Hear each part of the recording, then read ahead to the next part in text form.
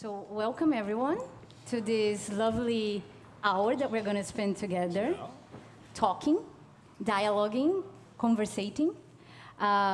Just for you who doesn't know me, my name is Helena Martins. I'm a cisgender woman. I go by she and her. I'm Brazilian, a daughter of an indigenous man and a Portuguese descendant mother. I live in Madrid. It's an amazing city, but I'm very happy to be here in Costa Brava, that I also like very much. And what I do for a living is that I work at this company called Google. I don't know if you know it. And there I work with public policy. And within the things that I do there, I also work with diversity and inclusion, especially for Latin American people, trying to kind of like make us feel more included in the company, make us feel more visible, help us advance our careers, so forth and so on. I also want to say that I recognize myself as a racialized person, light skin, which comes with tons of privilege, but this is how I also recognize myself. And before we start, I just want to maybe establish a few things for this next hour. So first of all, I asked for us to sit in a circle, but unfortunately, we are too many to sit in a circle. But the idea of a circle is that there is no hierarchy here. That even though we are going to be the ones talking for probably half an hour, that we are all here to learn, to share, and that we are together. We are part of a community. So really, I believe this is very much, especially with the topics that we are going to be talking about in the next hour. I really believe that it's important that we feel that we are in this together and there is really no levels or hierarchy. So this is one thing. Another thing that I wanted to establish and suggest is that for the next hour, that we approach this conversation as a dialogue and not a debate. And what I mean by that is that when we are in a dialogue, we hear to learn. We don't hear to try to attack the other person or to defend our point of view and have that point of view be the one that stands. So a dialogue is really when we are listening and we are engaging in a conversation, it comes from a curious place. It comes from a place of, I want to learn, I want to exchange with this person. So this is what I would suggest for us to do for the next hour. Also, we are going to be talking about racial injustice. We are going to be talking about cultural appropriation, and we are going to be sharing a little bit how we perceive these things. Mostly he's going to be sharing how he perceives these things. But I think it's also important for us to recognize that Black people are not a monolith. So it's important for us to be here and hear what Remy is going to share, but understand that this is his opinion, and that other people in the community, other Black people, might have different experiences and different opinion. So I also invite you to listen to what he's going to share with this mindset. Another thing that I think it's very important when we are talking about racism and cultural appropriation is that we recognize that it's going to be uncomfortable. It's not going to be a conversation where maybe you will feel great after this conversation, but my experience is that usually we get out of these conversations with a lot of things to process and a lot of emotions in our body that sometimes we cannot even name what we are feeling. So I really encourage you as well to accept the uncomfortableness that you're going to feel and not think that just because it felt uncomfortable that it was not a fruitful conversation, because I believe it's going to be, at least I hope, it's going to be fruitful. And another thing is that the first half hour, we are going to be talking, Remy and I, and then for the second part, we would love for everyone to participate. And then here I have two asks for you. The first one is, please be concise. Don't take the mic and make a huge speech like I am doing right now. Don't take me as an example. But do be concise just because we want to give the chance for everyone to speak. And if I notice, if I feel that you're speaking too much, I might gently interrupt you, okay? And that if you hear something that makes you react in your body in a very strong way, I would also invite you to take a little breath, take a moment before you decide to talk. Because I learned this in therapy. I love therapy, I do therapy for many years. And my therapist, she always say, Helena, when you said that thing, how were you feeling in your body? I was like, I was feeling shit. She was like, oh, well, maybe that was not the moment for you to say that, right? And it's usually the case. So I would invite you to also take that into consideration as we enjoy this next hour together. Is that okay for everyone? Yeah? Helena, okay. Helena, everybody.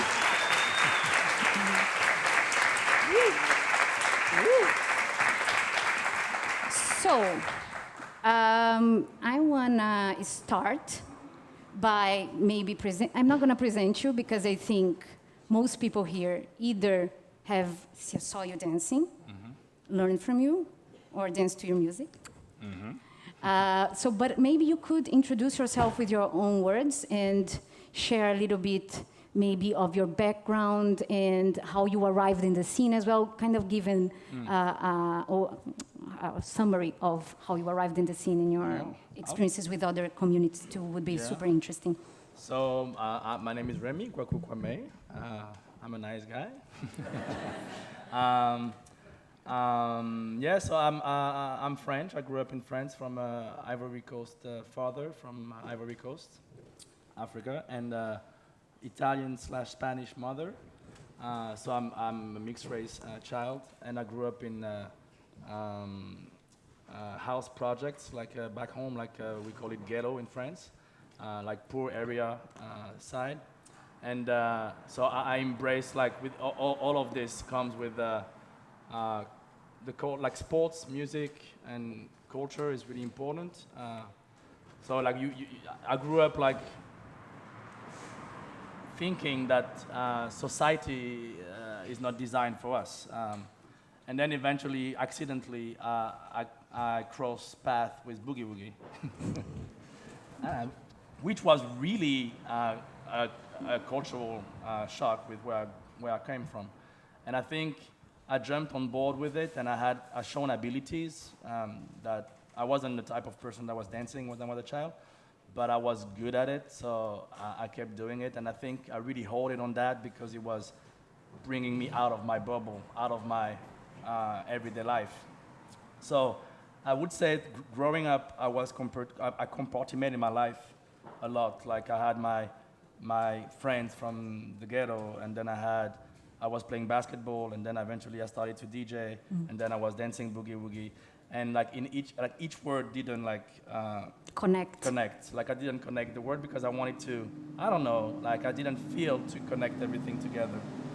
And so I would say because of the dance, like dance took me away from my environment. Because eventually I got to make a living out of it, and so comes with that all of the like I left my like the city where like the area where I was living for a more privileged area because I was socially ready for it, and I think I was chasing that unconsciously. Of course. So fast forward, I think like. I did Boogie Woogie. Boogie Woogie is a sport. If you don't know what Boogie Woogie is, it's a sport affiliated dance to a federation. And I did it for most of my childhood until my 20s, early 20s. And eventually I went all the way through it, like becoming world champion and stuff like that, traveling in camps like we do with Lindy Hop. And so from a moment I was like, I'm done. Like it's not that much social, so I was ready to quit. Honor the contract that I had as a teacher. Of course. But by no means I wanted to do this as a living anyway. And so eventually I crossed paths with some Lindy Hoppers along the years. And but I didn't want to give a look to Lindy Hop because to me that was a dance that was for losers.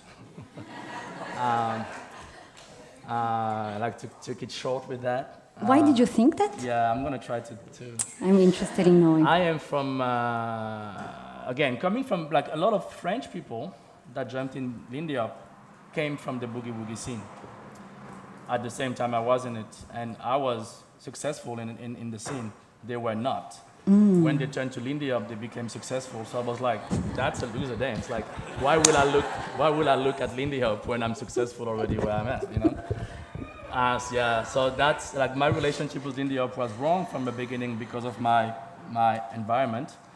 But it's, when I was a kid, someone said to me like, you should take a look at people like Frankie or Ryan, because you have something that looked like them. And I was like, well, I don't While know. you were dancing boogie woogie, you're saying? While I was dancing boogie woogie.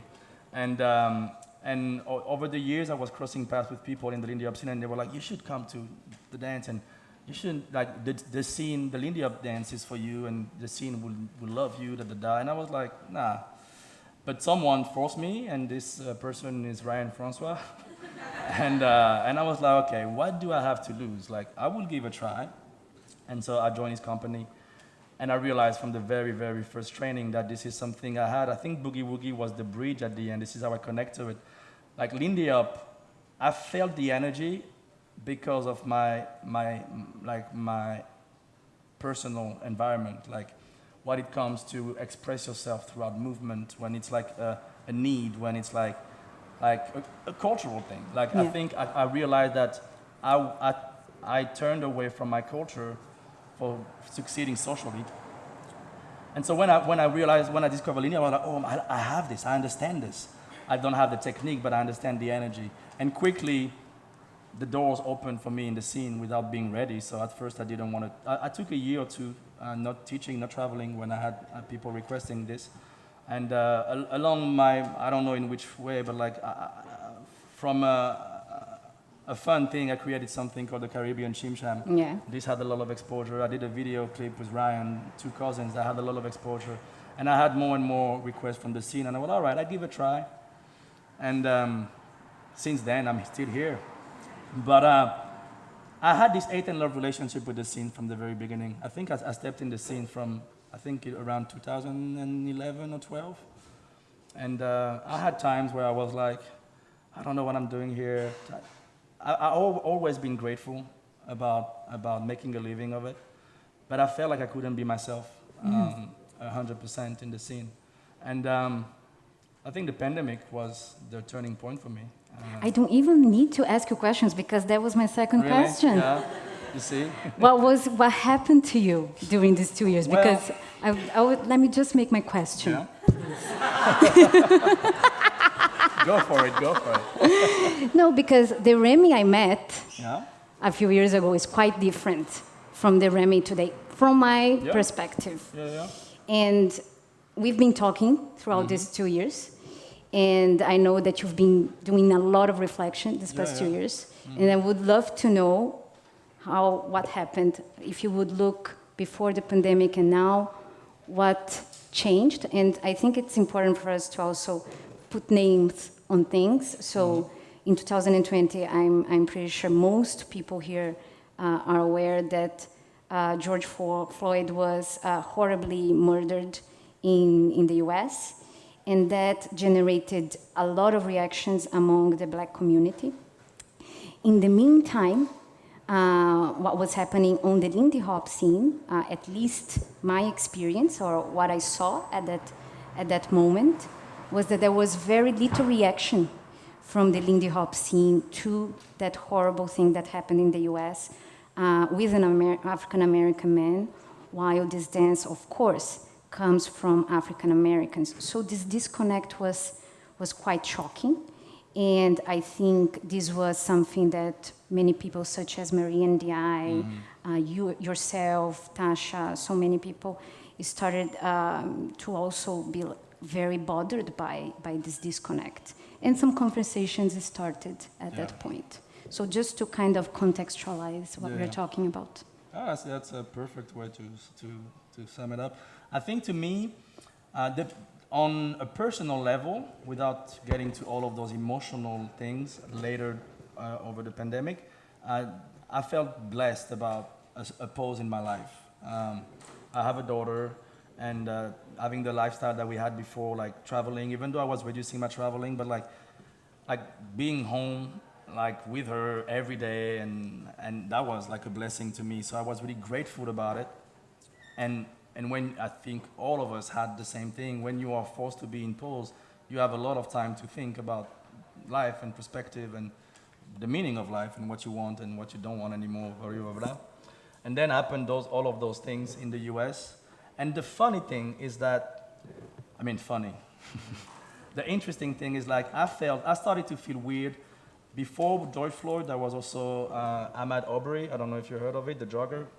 And when I heard that news, something didn't fit well in me. And I remember talking to a friend of mine, saying like, I don't know why now, I don't know what, but something is weird, and I don't know how to articulate it.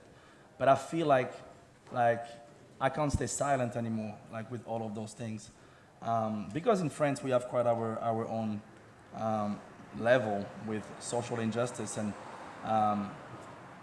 I've been facing microaggression my entire life, but I learned to get away with it because that's how life is, you know. And also being grateful about being privileged myself today, like living in a really privileged area, earning good amount of money, having a good car, owning my house. I'm like, it's fine. And I also learned to let go and to be like, why would you care? People are stupid. Move on, right? And then I was like, I think there was something in me that I can't let go anymore, you know. And so Ahmaud Arbery was something that touched me a lot. And then the George Floyd thing was like the big the catalyst. Exactly. Let's say.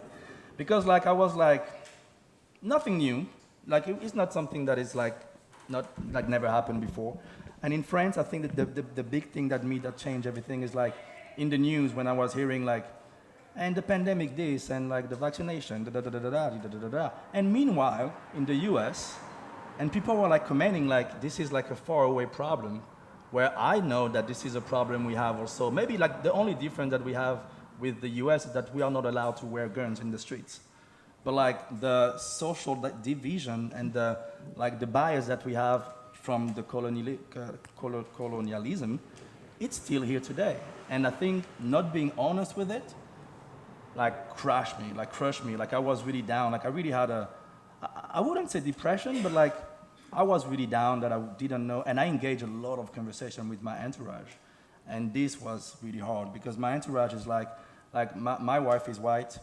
We live in a privileged area where there is not that many people like me in my city. I've been sitting around table with friends where like things like that could happen. Like, you know, you have like a social project that will happen to host, like, so people can come and live there. And in the city that I am, that is really privileged, people will say like, let's hope like we won't have like bad people joining, or we're lucky that we live here in this privileged area because in Montpellier that could be different. And every time like I stayed silent because if I start saying something, I'm victimizing myself. But reality is like they're talking about me. Like I am those people that I'm here right now, accepted in this circle of trust. But if you see the same me, and I confronted a lot of my friends, family members from my wife's side, like I didn't say anything for too long, and then I completely changed. So it was hard. It was really hard. And so I was telling them like they needed to realize that we could have like having this conversation is already a privilege. Because if they would see the same person that I am in the street without knowing me, they would have a bias, they would have a prejudice, they would have a thought, you know. And this happened often. Like I remember being with Alice one day in Paris airport, entering the lounge, and I think that was the time where they were creating those board that you can like scan your boarding pass and get in. Well, I don't have that privilege because I have a Brazilian passport, so... I'm sorry for you. And I'm in front of Alice and I stepped in, and then a guy came from Air France and chased me and said like, hey, excuse me, can I see your frequent flyer member? And I of course I'm showing it. And Alice was like, that is not correct. Like, and I'm saying, it's fine. Like, let's not make a big deal out of it. And she was really angry. She was like, that's not correct. That's not good. That's racism out there. And to me, I even didn't like bring it up because I'm like, no, that's life. You know, that's how it is. And then with all of those things, confronting people that I never said anything to, I realized that I actually turned my head for so long. Like when I take the train, if I even like, I have nothing to be, because there are people that says like, well, people that have nothing to, like if you don't feel like you are suspicious, you don't need to feel suspicious. And to me, I'm like, well, I have nothing to feel suspicious about, and I felt many times suspicious. In the train, I'm in the first class train, when there is like people that control the tickets, every time I know that I will, by habits, sit up and make sure that I don't get any extra check or any like curiosity thing in the train, in the bus. One thing that happened to me when my daughter was young, I went to train with Alice in Montpellier and I took the public transport. And where I live, there is not that much public transport, so whatever. I jumped because we finished late. I jumped in the tram without taking a ticket because I didn't want to catch my bus to go to my place. But like, I have no problem. I'm like, if there is people that control, I will explain them the situation, and I will be okay to pay, plus pay the extra if needed. This happened. And I'm like, I explained the situation. I have my daughter to pick up. I didn't, like, I'm not taking that much off in the public transport. The tram was here. I stepped in. That's my bad. I'm happy to pay and pay the fee. I take out my gold card, and the controller didn't believe it was mine. So it took me out of the tram, like, find me, and I'm frustrated. Of course. But if I overreact, I would be the gangster. Exactly. You shouldn't. So, and I remember, like, I end up taking a cab to being like on time with my daughter. In the cab, I'm on the phone with friends, and I explain them this, and they're like, yeah, but like, you know, like like they might see people, they might have this type of story every day, so you kind of like pay for the bad ones. I paid for the bad ones, so I have to deal with that. So, and even my friends were not. So those things that happened over the years taught me to keep it silent. Of course. And when all the thing happened during the pandemic, I woke up. And with the scene, when the scene asked me to take a stance, at first I declined it because I had so much to do in my streets, you know, around my neighbor. I didn't want to have an international impact when I had so much to do locally, in my house, like, you know, like, and so. But then I realized that it was my duty as well, because I'm one of the most visible black person. And Marie said to me, until I woke up, people wouldn't hear her because she would be an angry black woman that is desperate to have a moment of fame. And if Remy doesn't have a problem, why will other people will have a problem, you know?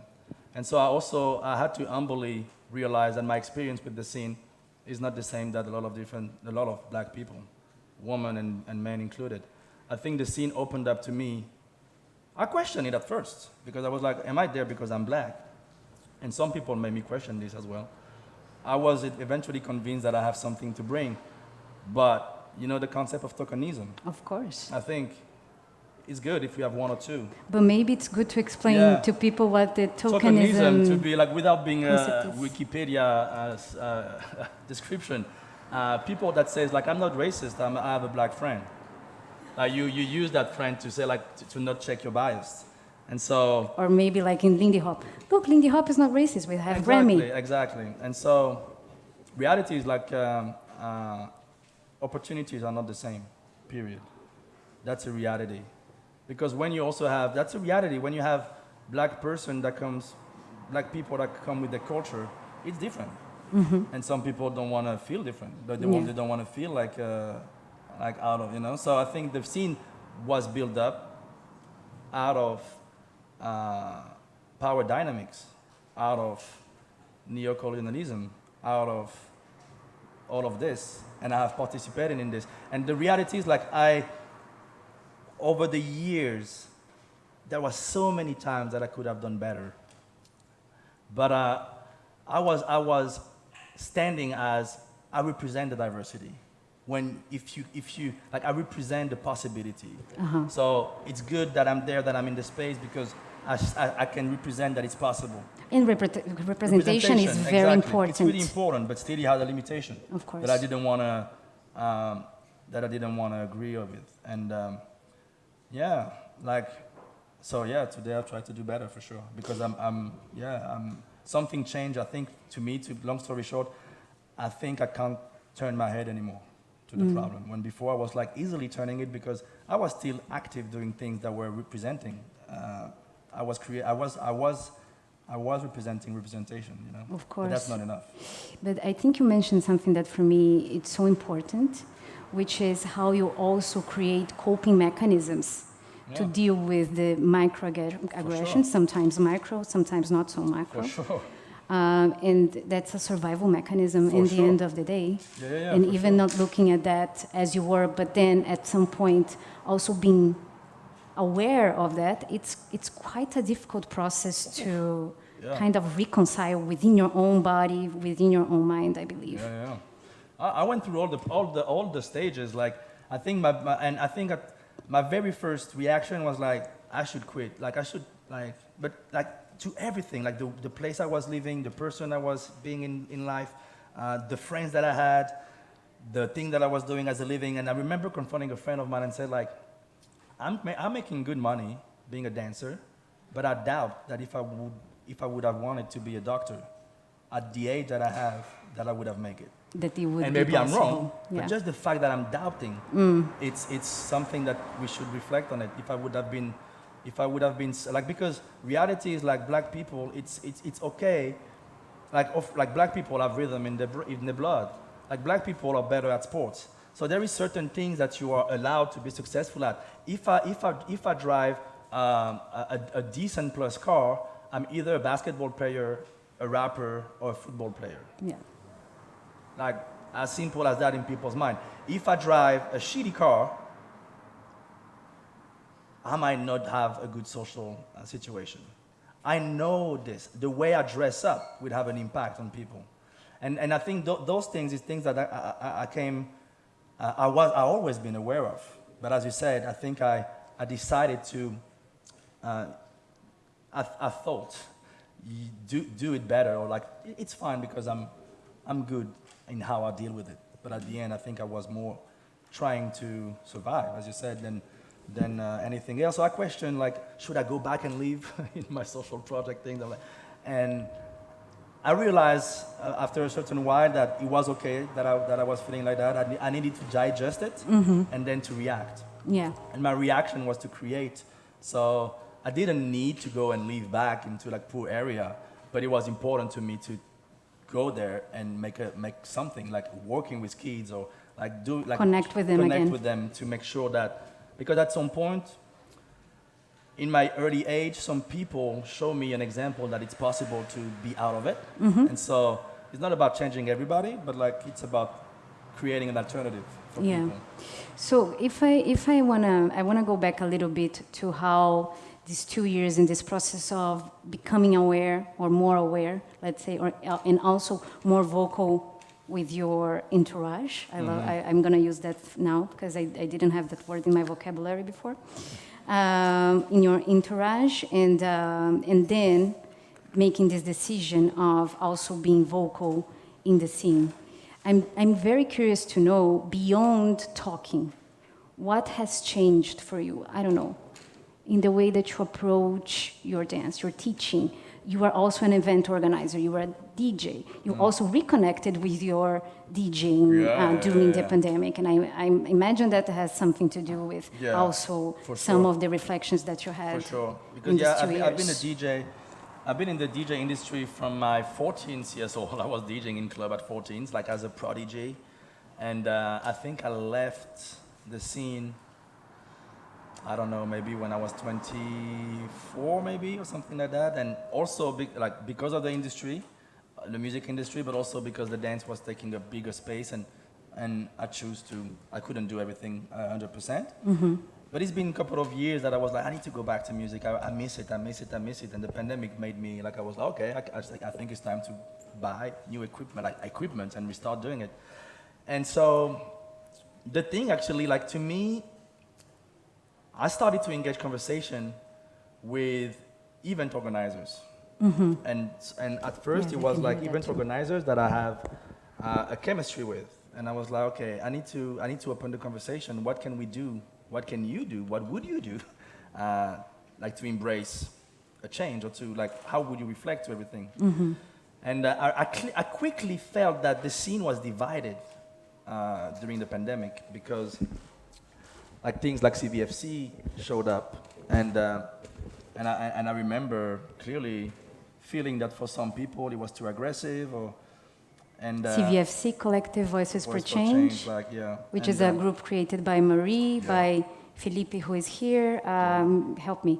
Michaela Felix is in there Felix, Hannah, Brie was there in the beginning too, so Anaïs. There is a lot of people. Some people. And like at first, a panel discussion happened in the scene, moved together, and I decided to do that one, again, to be accountable, and it would have been cowardly for me to decline it, but I didn't want to work that much into like this thing for the scene. I had so much to do myself.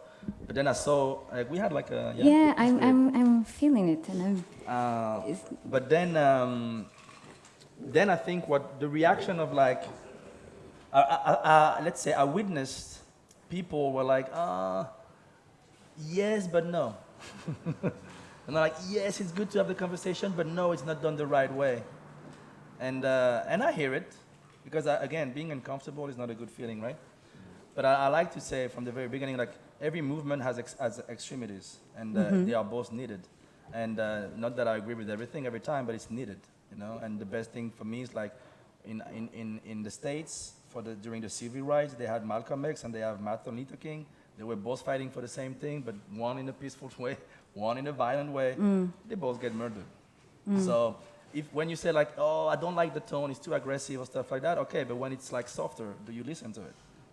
You know, so, and to me, this also has also something with my own experience, you know, like people that are in the streets, parked in projects, like house projects, that has no opportunities in life, that are not heard, and they, like the way they're creating riots, and they're burning cars, and I'm not agreeing with that, but not questioning why it's happening.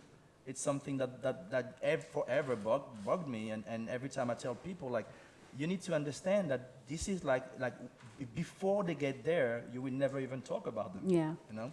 So when I was feeling that in the scene, long story short, I felt like I wouldn't join. I could, like, to me, what CVFC are doing is amazing, but I wouldn't feel that way myself, because I think I'm not inside. I don't feel like doing this is really demanding for me, you know?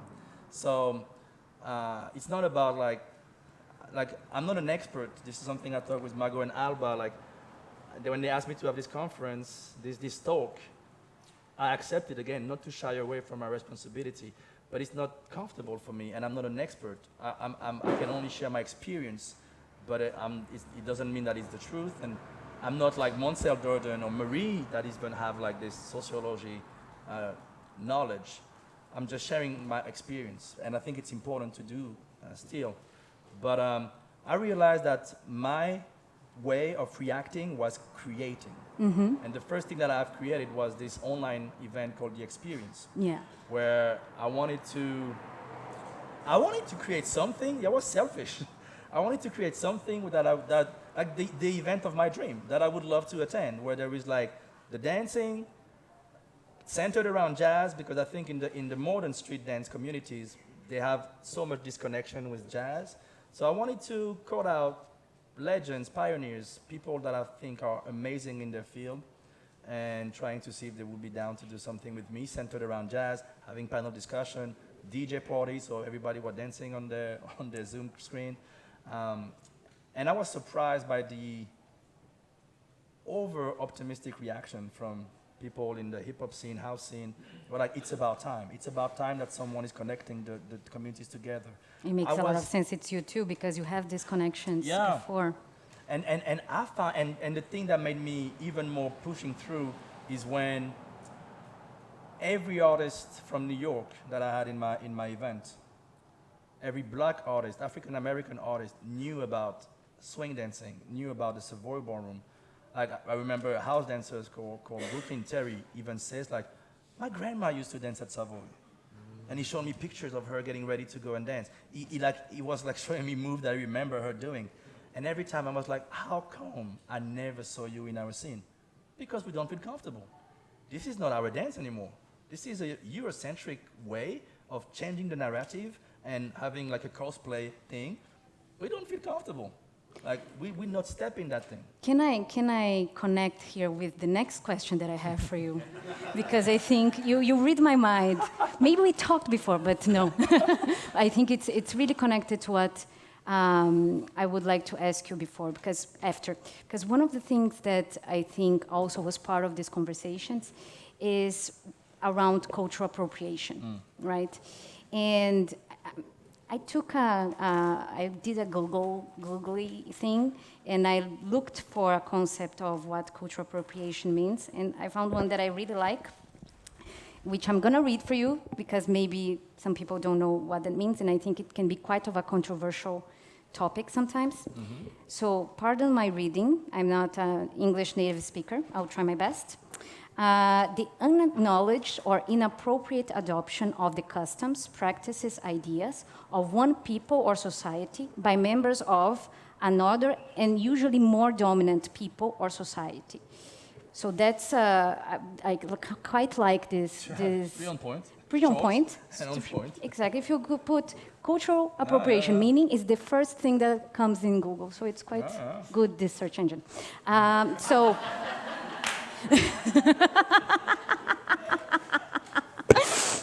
Sorry for the joke. I'm usually not joking, but for some reason so now I'm. But I wanted to, because you were mentioning that Terry was his name, the one that you were talking about, that he didn't feel that the scene was connected to his community anymore. It was something completely different. It was something else.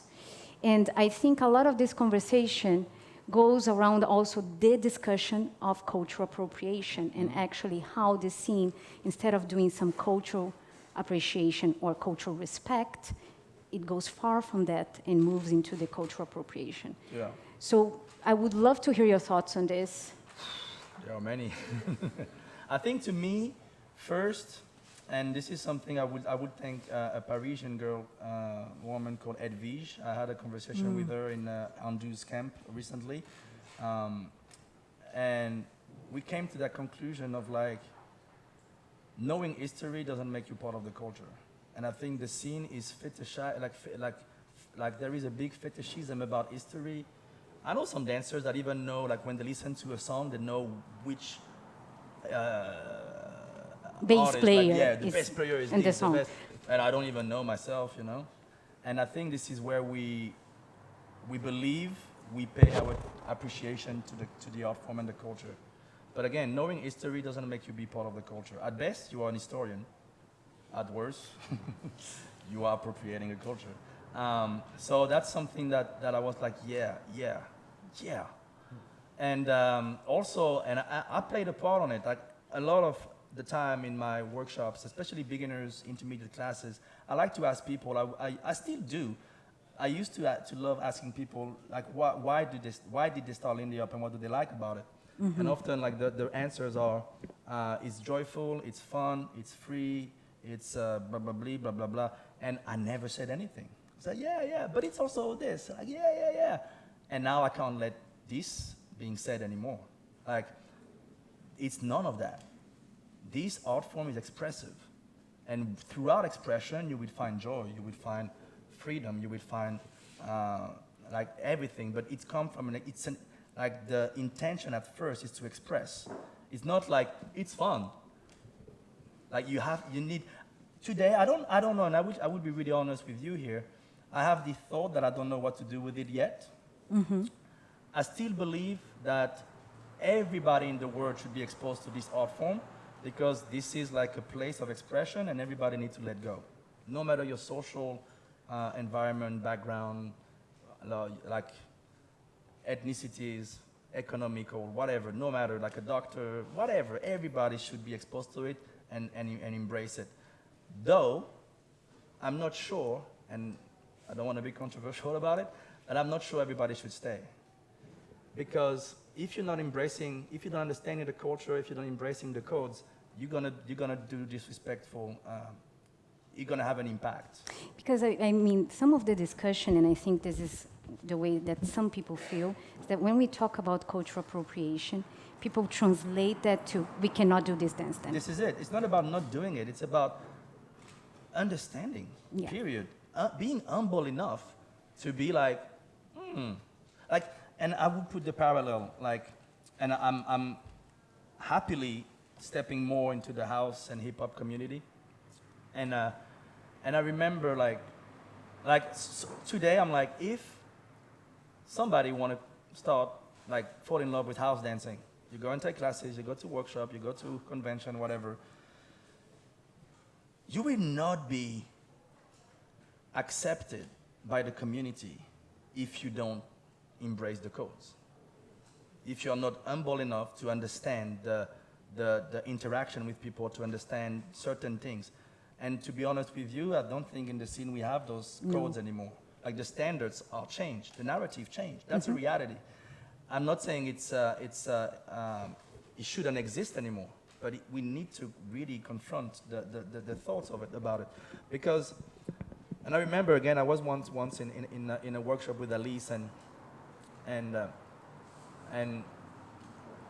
during the break, I told her, like, I don't think students would understand. It was before pandemic. I was like, I don't think.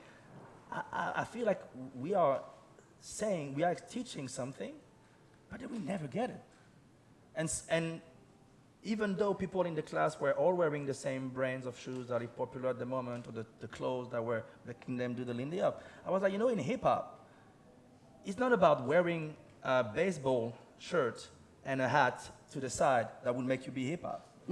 Like, you understand the culture or you don't. You are part of the culture or you don't. You don't fake it. And people will tell you. And people will tell you. And I think in our scene, we don't have those standards. So to me, it's I've been reflecting a lot about what to do with it and how to change things in my classes and how to put culture up front.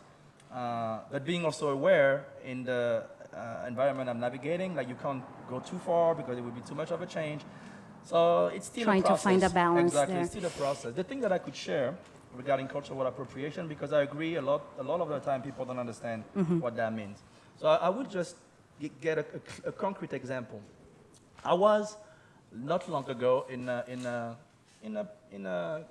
popular event, and as we do in our scene, at some point, like, band go and do a parade in the room, and I don't know, there is something that I don't feel comfortable with, but I don't know what it is. I can't put a word on it, but I'm watching it happening, and I'm like, something doesn't feel right. And in the room there is Tydrick Hill, like an African American jazz dancer as well, Tydrick Hill, and we look at each other and we get closer, and then we're like, you too, right? There is something. We don't know what that is, and we watch together, and at some point it's like, the song that the band is playing right now is "I'll Fly Away." Like, Sunday morning when this life is over, I'll fly away. And he's like, that's a Negro spiritual song. That's a song that the slaves were singing, like, when they will die, when they will transition, they will fly to heaven, they will be free. So, and I have shivers just talking about it. Having in our Lindy Hop scene that is appreciative of the black culture, having this happen, celebrating like a party, and the room was on fire, and then the thing was over, and the band started to play anything else. And then I was like, to a friend, I was like, this is where cultural appropriation is. It doesn't mean that we shouldn't sing that song, but it would have taken 30 seconds to one of the musicians to give context on the mic. And then it's good. Because what happened is, like, someone that doesn't know is in the room, will remember that event, and will go back on Monday to work, downloading that song from Spotify and remembering, oh yeah, that was fantastic. That's disrespectful. That's cultural appropriation. If you want to show cultural appreciation, you do better. It doesn't mean you shouldn't do it. Absolutely. But you need to know better. I do think that also one important step is to ask yourself, Is this an appropriate song to play in this specific context? Yeah. Maybe we could choose something else, or maybe we do what you said. Yeah. I provide the context, what the song means, you I know? think it's good to provide the context because I think it's not about it's not about like, no, let's not do that because that can be uncomfortable. Like, it's a beautiful song that gathers people together for a reason. Like the second line in New Orleans is beautiful. Like, during a time of death, they are celebrating.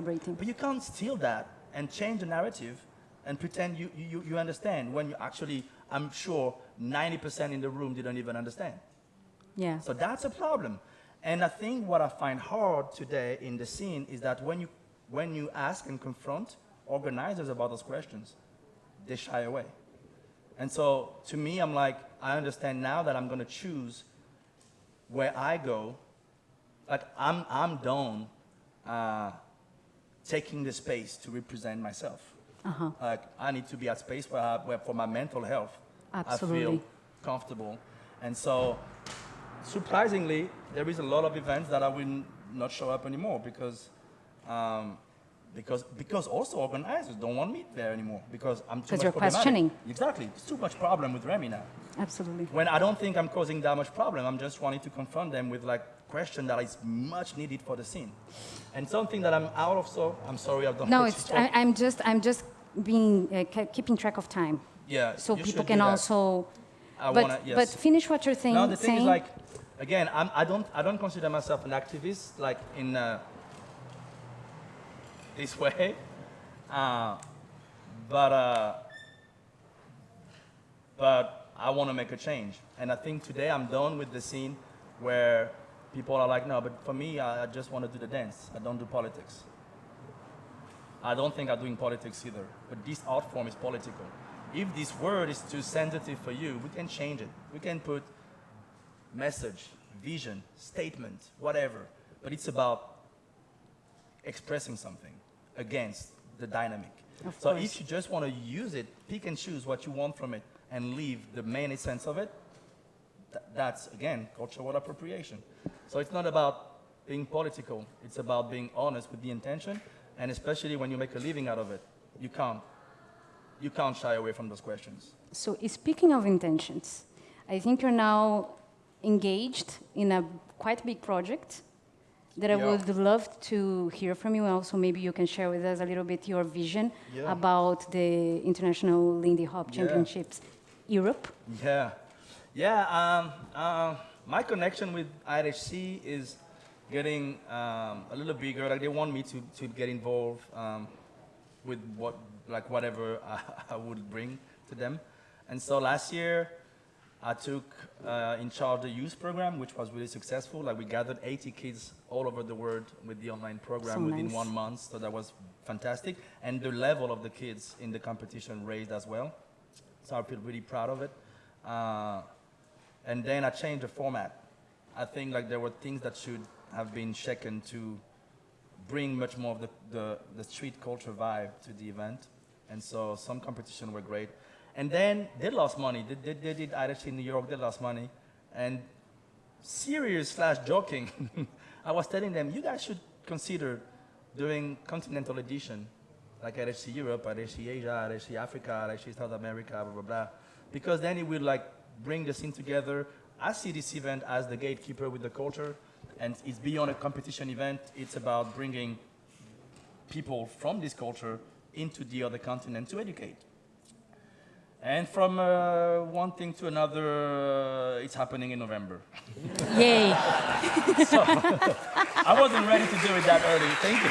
Well, wait until it happens because registration are not open yet. I was ready to make this happen for 2023, 2024, but then November we have, like, basically LHC Europe is taking over the Balkan Lindy Hop Championship in Sofia, Bulgaria, and so the goal is to bring the LHC savoir-faire, LHC vibe, feeling. Vibe. I think they have so much responsibility in being, again, the gatekeeper with the culture.